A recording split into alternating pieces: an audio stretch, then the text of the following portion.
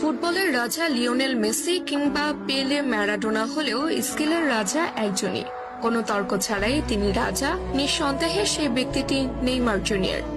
বল পায়ে রাজত্ব কায়েম করা নেইমার আবারও আলোচনায় এসেছেন তার স্কিল শো করে। সান্তোসের হয়ে স্কিল শো করে আলোচনার কেন্দ্রবিন্দুতে পরিণত হয়েছেন নেইমার। সান্তোসের হয়ে মাঠে নেমে গোল পাওয়ার দিনে নেইমার অদ্ভুত এক স্কিল দেখিয়ে প্রতিপক্ষকে বোকা বানিয়ে বল নিয়ে ছুটে গেছেন নেইমার দ্য সান্তোস জুনিয়র। এমন নেইমারকে যেন ভক্তরা খুঁজছিল।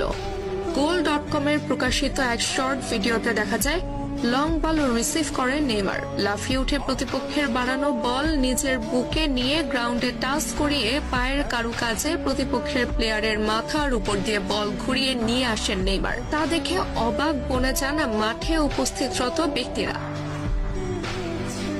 একজন ফুটবলার কতটা পারদর্শী হলে অন টাইমে এমন স্কিল শো করতে পারেন সেটি যেন আলোচনার বিষয়। নেইমার বরাবরই সফট স্কিলের ফুটবলার। বল পায়ে প্রতিপক্ষকে বোকা বানাতে তার মতো প্রসিদ্ধ ফুটবলার আরেকজন নেই বললেও মোটেও ভুল হবে না। তবে এমন স্কিল ফুটবলারের সার্ভিস সান্তোস কতদিন নিতে পারবে সেটি মূল প্রশ্ন।